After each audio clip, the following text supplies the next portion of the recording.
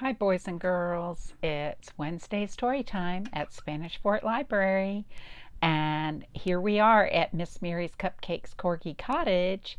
And I have a new friend to show you. This is another new friend of Cupcakes. And Lily gave us this little dog because she thought it looked a lot like Cupcake, so I call it Babycakes. And Babycake is so glad to see all of you. Woof, woof. Yes. So thank you for coming to Wednesday story time. And it's so pretty out today. I hope you get a chance to go outside and play. But I'm glad you took time to listen to a story. Maybe I hope it's a story that you like. It's a story about two mice.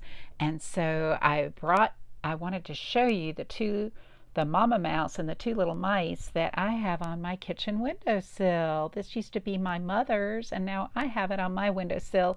And I think that mama mouse is singing a song to put her little baby mice to sleep. And what song do you think she might be singing? Do you? Oh, Baby Cakes knows. Twinkle, twinkle, little star. I think that is the song she might be singing. Can you help me sing it? We'll sing and put these little mice to sleep. Twinkle, twinkle, little star, how I wonder what you are. Up above the world so high, like a diamond in the sky. Twinkle, twinkle, little star, how I wonder what you are. Shh, I think they fell asleep. And so now we'll read the story about The Tale of the Two Bad Mice by Beatrix Potter. And this is a little book that I got when I was a little girl. My daddy brought me this book in 1958, so that was a long time ago. And this is the type of books that Beatrix Potter liked her books to be published in little tiny books that children could hold. And this one, you're going to hear about the dollhouse and her dolls inside it, and then what happens when the mice come in and find that the food isn't real. So I picked this newer version so you could see the pictures a little better. This is The Tale of the Two Bad Mice. And you know, the library has a collection of Beatrix Potter's story in a big storybook. So you might get that book out and read some more of her stories, because she wrote stories about the little critters. She loved animals, all kinds of animals, and she had some pet mice, and I think that's what inspired this story. So here is the story of The Tale of the Two Bad Mice, retold by Sarah Toast. And then the pictures were by Dorothy Hayback, Pat Schoonover, and the cover picture was by Anita Nelson. So once upon a time, there was a beautiful dollhouse. And remember, I showed you the one in the little book, and that looks a lot like it, doesn't it? And it was red brick with white framed windows, and it had real curtains and a moving front door and a chimney. And the dollhouse belonged to two dolls named Lucinda and Jane. Do you see them? They never did any cooking because they bought ready-made dinners. There were two red lobsters, a ham, a fish, some pears and oranges, and a dessert, and the food would not come off the plates, but it was very beautiful. Well, one morning, Lucinda and Jane decided to go for a ride in their doll buggy, and there was no one in the playroom, and it was very, very quiet. So before long, there was a scuffling and scratching sound in the corner of the room. And you know what it was? It was these two little mice. They were popping their heads out. There was a small hole in the wall, and Tom Thumb popped his head out. And he was a mouse. And a minute later, Hunca Munca, she popped her little head out. She was his wife. And they saw there was no one in the playroom. And so Tom and Hunca Munca came out of that little mouse hole. And they went upstairs. And they peeped into the dining room. And oh my goodness, they saw that table with all that food on it. And there were little chairs. And it was just like the perfect place for two little mice to have a dinner. And they squeaked for joy. Squeak, squeak, squeak. Can you help them squeak for joy? Squeak, squeak, squeak. What a lovely dinner. There were tin spoons, forks, little lead knives, all set on a white tablecloth, and the little doll chairs, everything just the right size for them. Well, Tom Thumb set to work carving that ham, and the knife crumpled up and it hurt him, and he stuck his little finger in his mouth. See him doing that? And then he said, "It's too tough. You try, Hunca Munca." So Hunca Munca, she had to stand in her chair, and she chopped at it with another lead knife, and the ham broke off the plate with a jerk, and it fell on the floor and rolled under the table. "Leave it there," said Tom Thumb. "I think I'll try some of the fish instead, Hunca Munca." So he gave up on that old ham. Well, Hunca Munca tried every tin spoon, but not one could pry that fish off the plate.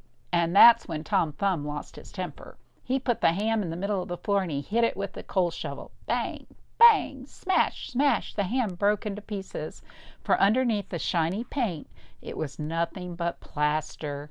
And then the two mice became very upset. Tom Thumb and Hunca Munca broke up the lobsters, pears, the oranges, and the dessert. So they ruined all that pretend food that the dolls had. Well, Tom Thumb went up the chimney. He was going to check things out.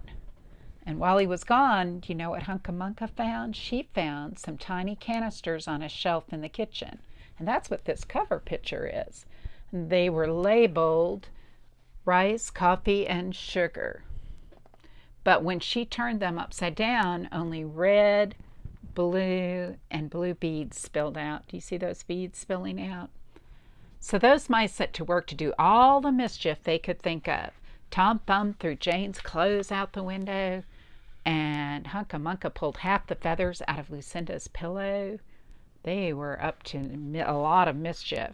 But then she remembered, "I need a new feather bed."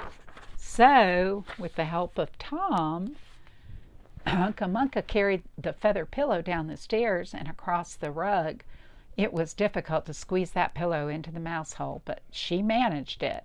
And then Hunca Munca went back to get a chair, a bookcase, a birdcage, and odds and ends. Well, that bookcase and that birdcage, they wouldn't go through the mouse hole. They were too big. So Hunca Munca left them outside. And then she went to fetch a cradle from the dollhouse, and it fit through the mouse hole perfectly. Well, just as Hunca Munca was coming back from getting another chair, some voices were heard outside the playroom door. The mice rushed back to their hole, and they looked out to see that the two dolls were crossing the playroom floor and were going into the dollhouse. When the dolls went upstairs, what a sight met their eyes. Lucinda sat on the overturned stove and stared at all the broken plaster, and Jane leaned against the counter. Neither one could say a word. They must have felt sad to see all of that mess. Well, Lucinda and Jane, they rescued that bookcase and that birdcage. Remember the one that wouldn't fit in the mouse hole? Well, they rescued that. But Hunca Munca, she kept that little cradle and some of Lucinda's clothes, and she made a warm feather bed for herself out of the feathers from Lucinda's pillow. And she also kept some useful pots and pans and several other nice things. And that's the story of the two bad mice. But they were not so very naughty after all. In the end, Tom Thumb was able to pay for all the things that he and Hunca Munca broke, because he found some money under the rug, and he and Hunca Munca would put it in Lucinda and Jane's Christmas stockings every Christmas Eve. And very early every morning, do you know what Hunca Munca did? She took her little broom and dustpan, and she would sweep the dollhouse out. And that's the tale of the two bad mice. And I am so glad you came today to hear that story. And I thought it might be fun for a craft to make a little pretend table and put pretend food on it. And you could do that out of part of a paper roll, a roll from inside, the paper towels or the tissue papers. You might have an adult cut part of that off, so you've got that for the base for the table, and then you need a top, so you're going to want to make a circle that's bigger than the circle for the table, and then that would be the top for your table. And I used a paper plate to make that circle because it's a little bit sturdier. And this paper plate had some pretty decorations on it, so I cut out the sunflowers. I thought, it would be pretty to have sunflower plates. I love sunflowers. And then I took one of my little seashells because I love to collect shells from the beach, and I put some of those little cherries. There were little cherries on that plate too. I cut them out. See how I put them in the little plate, and then I'm going to put that on the table. I'm going to show you. Whoops! It just all fell off. But you could, you might want to use a glue stick, and then you could glue your things on. But there's the little dish with the cherries and the little paper plates all on the table. And then you could put this little table if you have a dollhouse, or you could make a house out of Legos or blocks, or you might want to take it outside, especially on a pretty day like today, and find a special place to leave it out for the fairies. Or maybe two little mice would find it. So Babycakes and I are glad that you came to Storytime. We're glad you listened to our stories. You were good listeners, and you helped us sing that song, and we just had the best time with you today, didn't we, Babycakes? Yes, Babycakes liked Storytime, and she hopes she'll see you again, and so does Miss Mary. So have a great day. Bye-bye.